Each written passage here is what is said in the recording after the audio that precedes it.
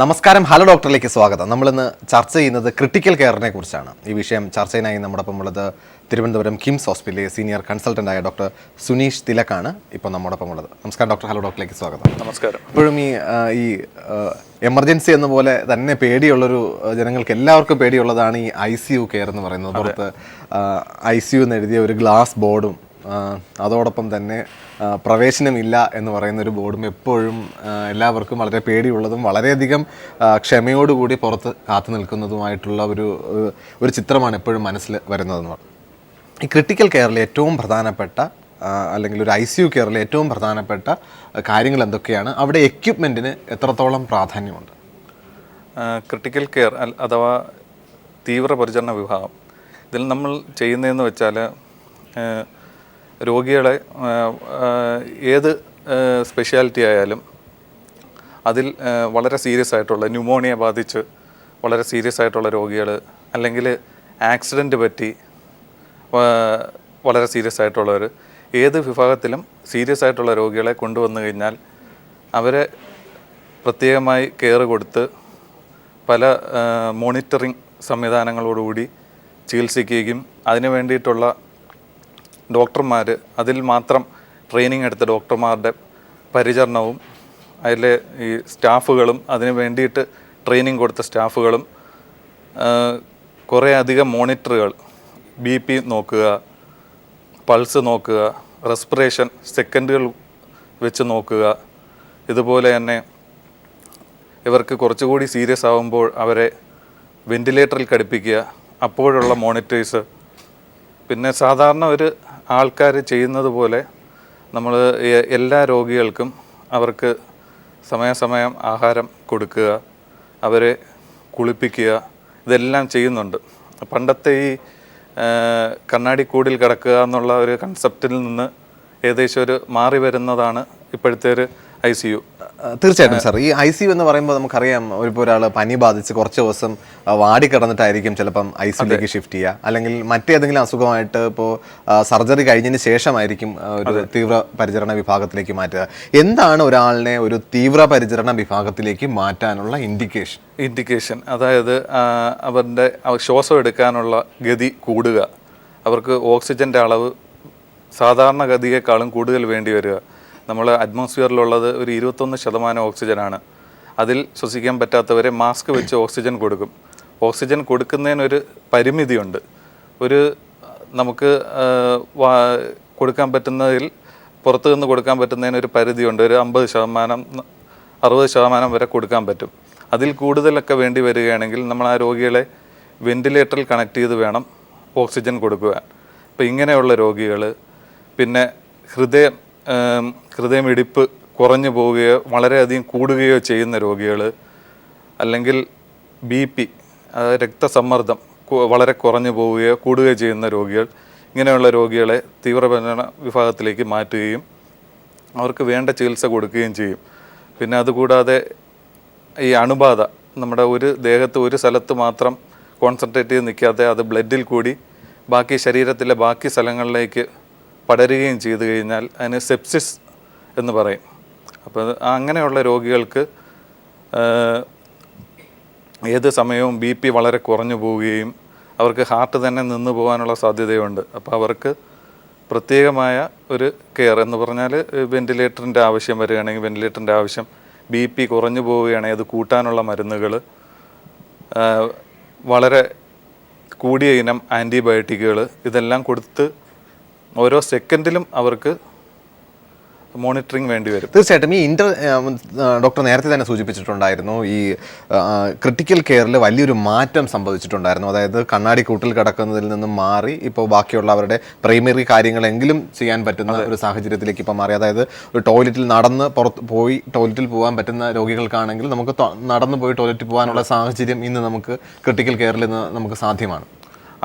അത് ക്രിട്ടിക്കൽ കെയറിൽ നമ്മൾ വരുന്ന രോഗികൾക്ക് അവർക്ക് നമ്മൾ വീട്ടിലുള്ള കണക്ക് തന്നെ അവർക്ക് ഓടാനും ചാടാനും ഒന്നും പറ്റത്തില്ല. പക്ഷെ എന്നാൽ അവർക്ക് ആഹാരം ട്യൂബ് വഴി മൂക്കിൽ കൂടെ അല്ലെങ്കിൽ വായിൽ കൂടി ട്യൂബ് ഇട്ട് അവർക്ക് സമയാസമയം അവർക്ക് വേണ്ട റിക്വയർഡ് കലോറീസ് അല്ലെങ്കിൽ അവർക്ക് പ്രോട്ടീൻ വേണ്ടത് അതിൽ കൂടി കൊടുക്കുകയും അവർക്ക് ദിവസവും 2 തവണ കുളിപ്പിക്കുകയും ദേഹം തുടച്ച് ശുദ്ധിയാക്കുകയും പല്ല് തേച്ച് കൊടുക്കുക 3 തവണ. അങ്ങനെ കണ്ണിൻ്റെ കെയർ അവർ മാറ്റി മാറ്റി പല പൊസിഷനിൽ കിടത്തുക, അവരുടെ ദേഹത്ത് പൊട്ടലും ഇതൊന്നും വരാതിരിക്കാൻ. പിന്നെ ചില രോഗികൾക്ക് നമ്മൾ പാട്ട് കേൾപ്പിച്ച് കൊടുക്കുക. അങ്ങനെ രാത്രി സമയങ്ങളിൽ ഉറങ്ങാനായി ലൈറ്റ് ഓഫ് ചെയ്ത് കൊടുക്കുക. ഒരു നോർമലായി ഒരാൾ ചെയ്യുന്ന രീതിയിൽ എല്ലാം സജ്ജമാക്കി കൊടുക്കുകയാണ് ഇപ്പോഴത്തെ ഇൻറ്റൻസീവ് കെയർ ചെയ്യുന്നത്. തീർച്ചയായിട്ടും സാർ, ഈ ക്രിട്ടിക്കൽ കെയറിൽ എപ്പോഴും നമ്മൾ ഈ വെന്റിലേറ്ററിൽ കിടക്കുന്ന ഒരു പേഷ്യൻ്റെയാണ് എപ്പോഴും ഡോക്ടർമാരായിരുന്നാലും അതുപോലെ തന്നെ പുറത്തിരിക്കുന്ന ബൈസ്റ്റാൻഡേഴ്സ് ആയിരുന്നാലും ഏറ്റവും കൂടുതൽ പേടിക്കുന്നത്. അപ്പോൾ ഒരു വെന്റിലേറ്ററിൽ ഒരു പേഷ്യൻറ്റിനെ നമ്മൾ മാറ്റേണ്ട ഒരു സാഹചര്യം എന്തൊക്കെയാണ്? വെന്റിലേറ്ററിൽ ഇപ്പോൾ പലപ്പോഴും പറഞ്ഞിട്ടുണ്ട്, വെന്റിലേറ്ററിൽ മാറ്റി കഴിഞ്ഞ് കഴിഞ്ഞാൽ കൃത്രിമമായിട്ടാണ് എല്ലാം കൊടുക്കുന്നത്. അതുകൊണ്ട് തന്നെ വെന്റിലേറ്ററിൽ ഉപയോഗിക്കപ്പെടേണ്ടി വരുന്ന രോഗികൾ ഭൂരിഭാഗവും മരണത്തിന് അടിമപ്പെടും എന്ന് സാധാരണ പറഞ്ഞു കേട്ടു. അതിലേതെങ്കിലും രീതിയിലുള്ള വാസ്തവമുണ്ടോ? അത് പണ്ടൊക്കെ വെന്റിലേറ്ററിൽ ഇട്ട് കഴിഞ്ഞാൽ മരിച്ചു കഴിഞ്ഞ ഒരു രോഗിയെ ഇടുക എന്നാണ് ആൾക്കാർ പറയുന്നത്. ഇപ്പോഴത്തെ ഇതിലെന്ന് വെച്ചാൽ വെന്റിലേറ്ററിൽ നമുക്ക് ചികിത്സിച്ച് ഒട്ടുമിക്ക എന്ന് പറയുന്നില്ല, കുറേ അധികം രോഗങ്ങൾ നമുക്ക് വെന്റിലേറ്റർ എന്ന് പറഞ്ഞാൽ ഒരു ചികിത്സാ രീതിയല്ല, അതൊരു തൽക്കാലം. ഇപ്പോൾ നമ്മുടെ ലങ്സിന് ഓക്സിജൻ്റെ അളവ് നമ്മുടെ ശരീരത്തിന് വേണ്ടത് കൊടുക്കാൻ പറ്റുന്നില്ല, അല്ലെങ്കിൽ കാർബൺ ഡൈ ഓക്സൈഡ് ബോഡിയിൽ ഉണ്ടാവുന്ന പുറത്ത് കളയാൻ പറ്റുന്നില്ല. ഇങ്ങനെ ഒരു അവസ്ഥ വരുമ്പോൾ നമ്മൾ ആ വെന്റിലേറ്ററിൻ്റെ സഹായം തേടുകയാണ്, ആ ലങ്സ് ഇമ്പ്രൂവ് ചെയ്ത് വരുന്ന ടൈം വരെ. അപ്പോൾ അതിന് വേണ്ടിയിട്ട് ഒരു ബ്രിഡ്ജിങ് തെറാപ്പി അല്ലെങ്കിൽ ഒരു പാലം ഇടുകയാണ്. അപ്പോൾ ആ സമയത്തേക്ക് രോഗിയുടെ ലങ്സ് ശരിയായി വരുന്നത് വരെ. അപ്പോൾ നമുക്കത് പ്രൈമറി കോസ് എന്താണോ, ന്യൂമോണിയ ആണെങ്കിൽ ന്യൂമോണിയയ്ക്ക് മരുന്ന് കൊടുത്ത് ന്യൂമോണിയ ചികിത്സിച്ച് ഭേദമായി വരുന്നവരെ, അല്ലെങ്കിൽ ദേഹത്ത് വേറെ എവിടെയെങ്കിലും ഇൻഫെക്ഷൻ വന്നിട്ട് അല്ലെങ്കിൽ BP കുറഞ്ഞിട്ട് എന്തെങ്കിലും പ്രോബ്ലം വന്ന് അതിന് വേണ്ടിയിട്ട് നമ്മൾ വെന്റിലേറ്റർ ഇടുന്ന പേഷ്യൻസിന് അവർക്ക് അത് ഭേദമാവുന്നത് വരെ ഉള്ള ഒരു ടൈമിലേക്ക് മാത്രമാണ് വെന്റിലേറ്റർ ഇടുന്നത്. ബാക്കിയുള്ളത് ക്ലിയർ ആയി കഴിഞ്ഞാൽ നമുക്ക് ആ രോഗിയെ നമുക്ക് വെന്റിലേറ്ററിൽ നിന്ന് വേർപെടുത്തി നോർമലായിട്ടുള്ള ഒരു രീതിയിലേക്ക് കൊണ്ടുവരാൻ സാധിക്കും. തീർച്ചയായിട്ടും സാർ, തീർച്ചയായിട്ടും അതിലേക്ക് തന്നെ തിരിച്ചു വരാം. ഹലോ ഡോക്ടറിലേക്ക് വീണ്ടും സ്വാഗതം. നമ്മളിപ്പോൾ ചർച്ച ചെയ്തുകൊണ്ടിരിക്കുന്ന ക്രിട്ടിക്കൽ കെയറിനെ കുറിച്ചാണ്. സാർ, ഈ ക്രിട്ടിക്കൽ കെയറിൽ കിടക്കുന്ന അല്ലെങ്കിൽ ICUവിൽ കിടക്കുന്ന പേഷ്യൻസിന് എല്ലാവർക്കും തന്നെ ആൻറ്റിബയോട്ടിക്സുകൾ കൊടുക്കേണ്ട ആവശ്യമുണ്ടോ? അതല്ലാതെ നോർമൽ കേസിൽ ഇപ്പോൾ ഒരു ഇൻഫെക്ഷൻ ആയിരുന്നാലും ഒരു ഇഞ്ചുറി ആയിട്ടും വരുന്നവർക്ക് സാധാരണഗതിയിൽ കൊടുക്കുന്ന ആൻറ്റിബയോട്ടിക്സുകൾ മാത്രമാണ്? ഇന്നത്തെ സമൂഹത്തിൽ നമുക്ക് ഒരു ചെറിയൊരു പനി വന്നാൽ പോലും ആൾക്കാർ അപ്പം തന്നെ പോയി ഒരു ഫാർമസി സ്റ്റോറിലോ അല്ലെങ്കിൽ ഇൻ്റർനെറ്റിൽ ചെക്ക് ചെയ്തിട്ട് ആൻറ്റിബയോട്ടിക്കുകൾ ആദ്യം ഒരു തവണ കഴിച്ചിട്ടായിരിക്കും അവർ വരുന്നത്. അപ്പോൾ ഇങ്ങനെ വരുമ്പോഴുള്ള പ്രശ്നമെന്ന് വെച്ചാൽ ഈ നമ്മുടെ സാധാരണ നമ്മൾ വളരുന്നതനുസരിച്ച് ബാക്ടീരിയം അനുസരിച്ച് അവരുടെ ശരീരഘടനയിൽ വ്യത്യാസം വരുത്തി അവരും ഇതേ പഴയ ചെറിയ ആൻറ്റിബയോട്ടിക്കുകൾക്കൊക്കെ റെസിസ്റ്റൻ്റ് ആയി വരികയാണ്. അങ്ങനെ വരുന്ന രോഗികൾക്ക് നമുക്ക് സാധാരണ ഒരു ആൻറ്റിബയോട്ടിക് കൊടുത്തു കഴിഞ്ഞാൽ ചിലപ്പോൾ അവർക്ക് റെസ്പോൺസ് കാണത്തില്ല. പിന്നെ രണ്ടാമത്തെ ചോദ്യം എന്ന് വെച്ചാൽ നമുക്ക് ഈ ക്രിട്ടിക്കൽ കെയറിൽ വരുന്ന രോഗികൾക്ക് എല്ലാവർക്കും ആൻറ്റിബയോട്ടിക്കുകളുടെ ആവശ്യം വേണ്ടി വരുന്നില്ല. ഒരു ഇൻഫെക്ഷൻ അണുബാധ ബാധിച്ച രോഗികൾക്ക് മാത്രമാണ് നമ്മൾ ആൻറ്റിബയോട്ടിക് കൊടുക്കുന്നത്. അണുബാധ വരാതിരിക്കാൻ വേണ്ടി ഒരു ആൻറ്റിബയോട്ടിക് നമ്മൾ കൊടുക്കാറില്ല. ഇപ്പോൾ ഒരു ആക്സിഡൻറ്റ് പറ്റി വരുന്ന രോഗിക്ക് ആൻറ്റിബയോട്ടിക് വേണ്ടി വരത്തില്ല ആദ്യത്തെ ഒരു സ്റ്റേജിൽ. അവർക്ക് പിന്നെ ഒരു അണുബാധ വരുന്നു എന്ന് തോന്നിയാൽ അല്ലെങ്കിൽ വന്നിട്ടുണ്ടെങ്കിൽ മാത്രമാണ് നമ്മൾ ഒരു ആൻറ്റിബയോട്ടിക് ഉപയോഗിക്കുന്നത്. തീർച്ചയായിട്ടും ഒരു ക്രിട്ടിക്കൽ കെയറിലെ പേഷ്യൻസിൻ്റെ ബ്ലഡ് ഇൻവെസ്റ്റിഗേഷൻസ് എത്രത്തോളം ഇമ്പോർട്ടൻ്റ് ആണ്? നമ്മൾ എന്തൊക്കെ കാര്യങ്ങളാണ് നോർമൽ പരിശോധനകളിൽ നമ്മൾ ചെയ്യാറ്? നോർമലി നമ്മൾ ബ്ലഡിൻ്റെ ഹീമോഗ്ലോബിൻ്റെ അളവ്, ഇൻഫെക്ഷൻ ഉണ്ടോ എന്നുള്ള നോക്കാനുള്ള കൗണ്ടുകൾ, അതെല്ലാം എല്ലാ ദിവസവും അല്ലെങ്കിൽ ഒന്നിടവിട്ടുള്ള ദിവസങ്ങളിൽ ചെയ്ത് നോക്കേണ്ടി വരും. സാധാരണ OPയിൽ വരുന്ന രോഗികൾക്ക് ചിലപ്പോൾ ഒരു തവണ വന്നൊന്ന് നോക്കിയതിന് ശേഷം പിന്നെ ആ മരുന്ന് കഴിച്ചാൽ അവർ മാറിക്കഴിഞ്ഞാൽ പിന്നെ അവർക്ക് വേണ്ടി വരത്തില്ല. ഇത് രോഗം അതിൻ്റെ മൂർച്ഛന്യ അവസ്ഥയിൽ നിൽക്കുമ്പോൾ നമുക്ക് ചിലപ്പോൾ ഒരു ദിവസം തന്നെ ഈ ബ്ലീഡിങ് വരുന്ന രോഗികൾക്ക് 4 മണിക്കൂറോ 6 മണിക്കൂറോ 8 മണിക്കൂറോ ഇടവിട്ട് നമുക്ക് ബ്ലഡ് ചെക്ക് ചെയ്ത് നോക്കേണ്ടി വരും. ബ്ലീഡിങ്ങിൻ്റെ ഹീമോഗ്ലോബിൻ്റെ അളവുകൾ, അല്ലെങ്കിൽ ഇതേ കണക്ക് തന്നെ ഇൻഫെക്ഷൻ്റെ അത് ഡെയിലി അല്ലെങ്കിൽ ഒന്നിടവിട്ടുള്ള ദിവസം നോക്കേണ്ടി വരും. എക്സ്റേകൾ, അങ്ങനെ പല ഇൻവെസ്റ്റിഗേഷൻസും സാധാരണ ഒരു വാർഡിൽ അല്ലെങ്കിൽ ഒരു റൂമിൽ കിടക്കുന്ന ഒരു രോഗിക്ക് ചെയ്യുന്നതിനേക്കാൾ കൂടുതൽ ഇൻവെസ്റ്റിഗേഷൻസ് ഈ തീവ്രപരിചരണ വിഭാഗത്തിൽ നമുക്ക് തീർച്ചയായിട്ടും ഈ ക്രിട്ടിക്കൽ കെയറിൽ ICUവിൽ കിടക്കുന്ന പേഷ്യൻ്റ് നമുക്കറിയാം, പ്രത്യേകിച്ച് ഈ സെപ്സിസ് പോലെയുള്ള ഇൻഫെക്ഷൻ ബാധിച്ച ആൾക്കാർക്കാണെങ്കിൽ കുറച്ച് ദിവസം, അതായത് സെപ്സിസ് റിക്കവറി ചെയ്യുന്നവരെയൊക്കെ ചിലപ്പം ICU സ്റ്റേ വേണ്ടി വരും. അപ്പോൾ ഇത്തരം കുറച്ചധികം ദിവസം കിടക്കുന്ന ആൾക്കാരിൽ എന്തൊക്കെ കാര്യങ്ങളാണ് നമ്മൾ ശ്രദ്ധിക്കാനുള്ളത്? രണ്ട്, നമ്മളൊരു ആൻറ്റിബയോട്ടിക് തിരഞ്ഞെടുക്കുമ്പോൾ നമുക്കറിയാം പലതരത്തിലുള്ള ഇൻഫെക്ഷനാണ് ഇപ്പോൾ നമുക്കുള്ളത്. ഒരുപക്ഷെ നമ്മൾ പ്രതീക്ഷിക്കുന്നതിലും വിരലൻ്റ് ആയിട്ടുള്ള ഒരു ഇൻഫെക്ഷൻ ആയിരിക്കാം, അല്ലെങ്കിൽ ഒരു ഡ്രഗ് റെസിസ്റ്റൻറ്റ് ബാക്ടീരിയ ആയിരിക്കാം ഇദ്ദേഹത്തിനുണ്ടാകും. അപ്പോൾ ഒരു ആൻറ്റിബയോട്ടിക്കിൽ സെലക്ട് ചെയ്യുന്നതിൽ ഒരു ക്രിട്ടിക്കൽ കെയറിൽ എത്രത്തോളം പ്രാധാന്യമുണ്ട്? പ്രത്യേകിച്ച് ഒരു സെപ്സിസ് ഒക്കെ ആയി ഒരു പക്ഷേ അത് ആ ഒരു സെപ്സിസ് മോശമായാൽ മരണം വരെ എത്തുന്ന ഒരു സ്റ്റേജുണ്ട്. ആദ്യം നമ്മളൊരു ആൻറ്റിബയോട്ടിക് ഒരു രോഗിക്ക് ഒരു സെപ്സിസ് ആയിട്ട് വന്നു കഴിഞ്ഞാൽ എവിടെ നിന്നാണോ ഇതിൻ്റെ ഉറവിടം, ഇപ്പം വയറിൽ നിന്ന്, വൃക്കയിൽ നിന്നാണോ, അതോ വേറെ ശരീരത്തിൽ കാലിലൊരു ഇൻഫെക്ഷൻ വന്നിട്ട് മുറിവ് വന്നിട്ടാണോ, അപ്പം അങ്ങനെ ഏത് സ്ഥലത്തു നിന്നാണോ ഇതിൻ്റെ ഉറവിടം, അത് വരുന്നതനുസരിച്ചായിരിക്കും നമ്മൾ ഏതൊരു അണുവാണ് ഏതൊരു ബാക്ടീരിയ ആയിരിക്കും ആ സ്ഥലത്ത് ഉള്ളത് കൂടുതൽ ഉണ്ടാക്കാൻ സാധ്യതയുള്ളത്, അത് നോക്കി തരംതിരിച്ചാണ് നമ്മൾ ഓരോ ആൻറ്റിബയോട്ടിക്കുകളും ഉപയോഗിക്കുന്നത്. പിന്നെ ആദ്യം തന്നെ നമ്മൾ കൾച്ചേഴ്സ് എന്ന് പറഞ്ഞാൽ ബ്ലഡ് എടുത്ത് അത് കൾച്ചർ ചെയ്യാൻ വിടും. അതിനകത്ത് എന്ത് ബാക്ടീരിയയാണ് ഗ്രോത്ത് ഉള്ളത് ഇതെല്ലാം നോക്കാൻ വിടും. അതിൻ്റെ റിസൾട്ട് വരുമ്പോൾ കുറച്ച് താമസിക്കും. അതിന് മുമ്പ് തന്നെ നമ്മൾ ഇവർക്ക് ആൻറ്റിബയോട്ടിക്കുകൾ ഇനിഷ്യൽ അവേഴ്സിൽ കൊടുത്തില്ലെങ്കിൽ അവർക്ക് മരണം വരെ സംഭവിക്കാനുള്ള സാധ്യതയുണ്ട്. അതുകൊണ്ട് നമ്മൾ സാധാരണ വരാൻ സാധ്യത ഉള്ള എല്ലാ അണുക്കളെയും കൊല്ലാൻ തക്കവണ്ണം ഉള്ള ആൻറ്റിബയോട്ടിക്കുകളായിരിക്കും ഉപയോഗിക്കുന്നത്. രണ്ടാമത്, ഇങ്ങനെയുള്ള രോഗികൾക്ക് കുറച്ച് കൂടുതൽ ദിവസം ICUവിനകത്ത് കിടക്കേണ്ടി വരും. അവർക്ക് അവരുടെ ഈ ഒരു ഹൃദയത്തിൻ്റെ താളം തെറ്റുക, അല്ലെങ്കിൽ ബ്ലഡ് പ്രഷറിലുള്ള വേരിയേഷൻ, അതെല്ലാം ഒന്ന് ക്ലിയർ ചെയ്ത് വരിക, ഇൻഫെക്ഷൻ കുറഞ്ഞു വരിക, ഇൻവെസ്റ്റിഗേഷൻ വൈസും അല്ലാതെ രോഗികളെ എക്സാമിൻ ചെയ്യുന്നത് വെച്ചും ഇൻഫെക്ഷൻ കുറഞ്ഞു വരുമ്പോൾ അവരെ ഈ തീവ്രപരിചരണ വിഭാഗത്തിൽ നിന്ന് കുറച്ചുകൂടെ ചെറിയ ഒരു ICU, സ്റ്റെപ്പ് ഡൗൺ ICU എന്ന് പറയും, അങ്ങോട്ടത്തേക്ക് മാറ്റും. അവിടെ നിന്ന് ഈ അസുഖത്തിൻ്റെ ഏകദേശം 90% മുകളിൽ ഭേദമാകുമ്പോഴായിരിക്കും റൂമിലേക്ക് മാറ്റുന്നത്.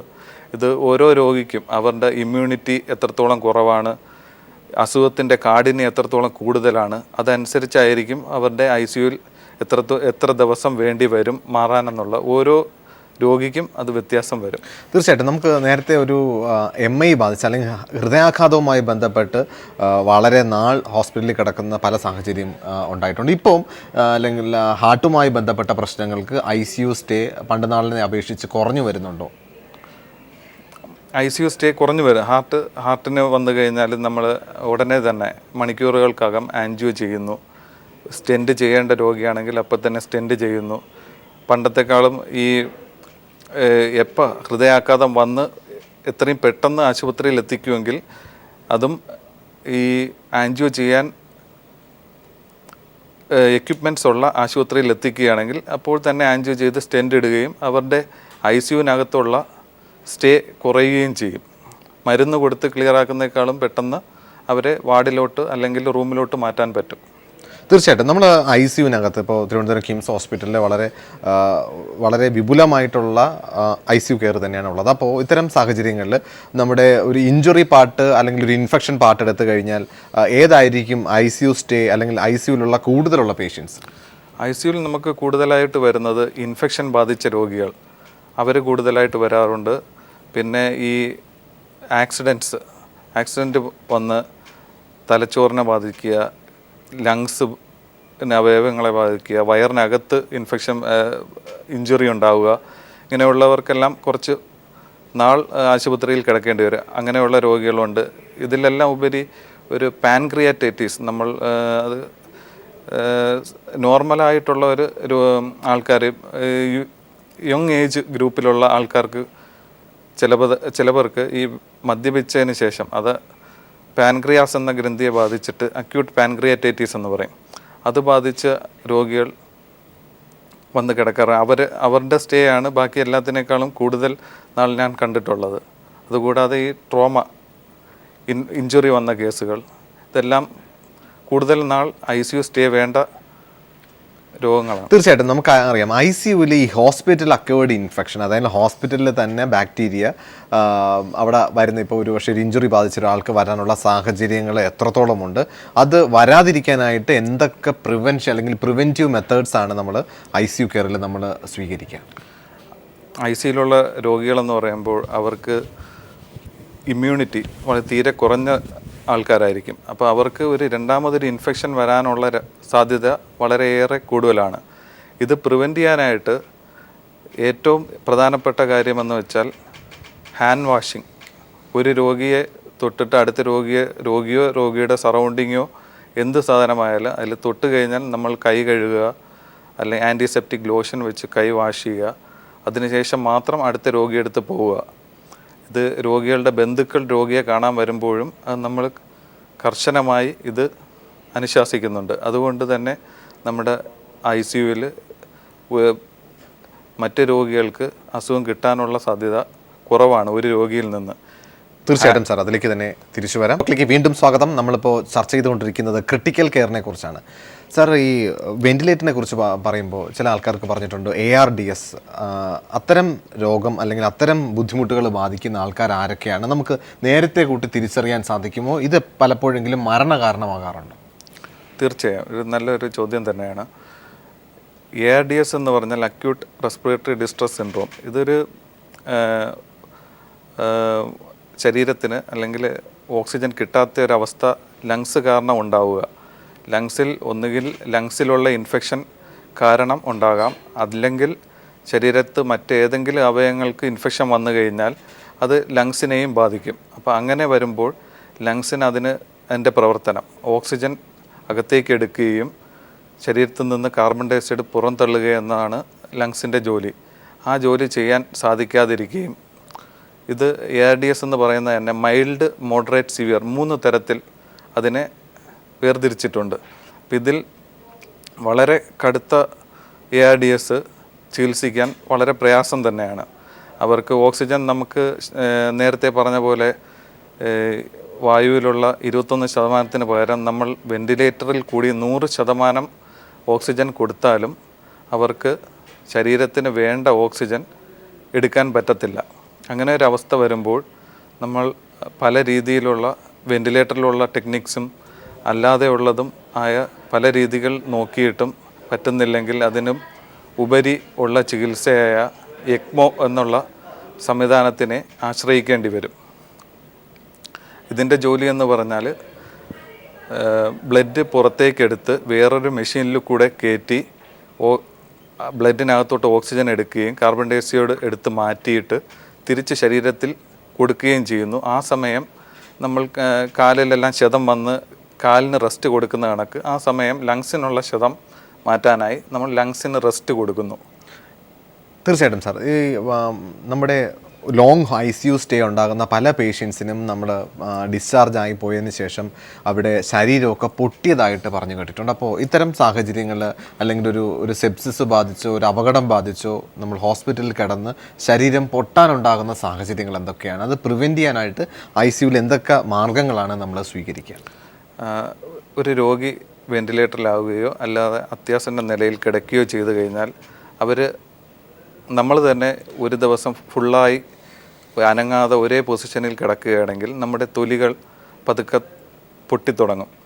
പുറകു വശത്തും അങ്ങനെ പ്രഷർ വരുന്ന എല്ലാ ഏരിയാസിലും തൊലികൾ പൊട്ടിത്തുടങ്ങാൻ തുടങ്ങും. അപ്പോൾ അങ്ങനെയുള്ളൊരു പ്രക്രിയ കൂടുതലായും ഈ ഇതേ കണക്ക് ചലനമില്ലാതെ കിടക്കുന്ന രോഗികൾക്ക് വരാൻ സാധ്യതയുണ്ട്. അത് പ്രിവെൻറ്റ് ചെയ്യാനായിട്ട് 2 മണിക്കൂർ കൂടുമ്പോൾ നമ്മൾ രോഗിയെ പൊസിഷൻസ് മാറ്റി കിടത്തും. അതുകൂടാതെ ഇതിന് വേണ്ട ബെഡുകളുണ്ട്, എയർ ബെഡുകൾ. അതിൻ്റെ ഉപയോഗം കൊണ്ട് പ്രഷർ ഒരു സ്ഥലത്ത് മാത്രം കോൺസെൻട്രേറ്റ് ചെയ്ത് നിൽക്കാതെ എല്ലാ സ്ഥലത്തേക്കും മാറ്റി കൊടുക്കുകയും ഇത് ഉണ്ടാകാനുള്ള സാധ്യത കുറയുകയും ചെയ്യും. ഇതുകൂടാതെ ചില സ്പ്രേ അവൈലബിൾ ആണ്. അത് ഈ പ്രഷർ വരുന്ന പോയിൻറ്റ്സിൽ നമ്മൾ അപ്ലൈ ചെയ്യുകയും ചെയ്യും. ഇത് കാരണം നമുക്ക് ഒരു പരിധി വരെ നമുക്ക് ഈ പൊട്ടലുകൾ മാറ്റാൻ പറ്റും. തീർച്ചയായിട്ടും. അതുപോലെ തന്നെ നമുക്ക് ഡീപ്പ് വെയിൻ ത്രോംബോസിസ്, അതായത് വളരെ നാൾ വീട്ടിലായിരുന്നാലും ICUവിലായിരുന്നാലും കിടക്കുന്ന രോഗികൾക്ക് അല്ലെങ്കിൽ അധിക ദിവസം കിടക്കുന്ന രോഗികൾക്ക് ഈ ഡീപ്പ് വെയിൻ ത്രോംബോസിസ് വരാൻ സാധ്യതയുള്ളതായിട്ട് കണ്ടിട്ടുണ്ട്. അപ്പോൾ ICU ഇതിലെങ്കിൽ ലോങ് സ്റ്റേയിൽ ഇത്തരം ഡീപ്പ് വെയിൻ ത്രോംബോസിസ് ഉണ്ടാകാനുള്ള സാഹചര്യം നമുക്ക് തള്ളിക്കളയാൻ സാധിക്കുമോ? ഇല്ല, ഒരു കാരണവശാലും നമുക്കത് തള്ളിക്കളയാൻ പറ്റത്തില്ല. നമ്മൾ വരുന്ന എല്ലാ രോഗികൾക്കും നമുക്ക് പ്രൊലോങ്ഡ് ICU സ്റ്റേ അല്ലെങ്കിൽ കുറച്ച് നാൾ കിടക്കേണ്ടി വരികയാണെങ്കിൽ നമ്മളത് പ്രിവെൻറ്റ് ചെയ്യാനായിട്ട് രക്തം കട്ടി പിടിക്കാതിരിക്കാനുള്ള ഒരു മരുന്ന് കൊടുക്കുകയും കാലിൽ നമ്മൾ ചലിക്കുമ്പോൾ കാഫ് മസിൽസിൽ പ്രഷർ കൂടുകയും കുറയുകയും ചെയ്യുമ്പോഴാണ് ആ ഒരു ബ്ലഡ് ചലനമറ്റ് കിടക്കുക അല്ലെങ്കിൽ സ്റ്റേസിസ് ഉണ്ടാവുക എന്ന് പറയുമ്പോഴാണ് ഇതേ കണക്ക് അതിനകത്ത് കട്ട പിടിക്കാനുള്ള സാധ്യം. അത് ഉണ്ടാകാതിരിക്കാനായിട്ടുള്ള പമ്പുകൾ അവൈലബിളാണ്, അത് ഉപയോഗിക്കുക. അതുകൂടാതെ രക്തം കട്ട പിടിക്കാതിരിക്കാനുള്ള മരുന്നുകൾ കൊടുക്കുക. ഇതുവഴി നമുക്ക് ഒരു പരിധി വരെ നമുക്കത് പ്രിവെൻറ്റ് ചെയ്യാൻ പറ്റും. തീർച്ചയായിട്ടും സാറിൻ്റെ തിരക്കേറിയ സമയം പീപ്പിൾ ടിവിയോട് സഹകരിക്കുകയും നമ്മുടെ പ്രേക്ഷകർക്ക് വേണ്ടിയിട്ട് ക്രിട്ടിക്കൽ കെയറിനെ കുറിച്ച് വളരെ ലളിതമായി തന്നെ പറഞ്ഞു തന്നില്ല. ഇനി ഒരു അവസരത്തിൽ തീർച്ചയായിട്ടും വീണ്ടും കാണാം. ഇനി നിങ്ങൾ അഭിപ്രായങ്ങളും നിർദ്ദേശവും ഞങ്ങൾ എഴുതി അറിയിക്കാൻ മറക്കരുത്. അറിയിക്കേണ്ട വിലാസം: hello doctor, people, Malayalam communications limited, Kaili towers, Palayam, Thiruvananthapuram 34. നിങ്ങൾക്ക് ഇമെയിൽ ചെയ്യാം hello@peopletv.in എന്ന വിലാസത്തിലും. പുതിയൊരു വിഷയവുമായി നാളെ വീണ്ടും കാണാം. നന്ദി, നമസ്കാരം.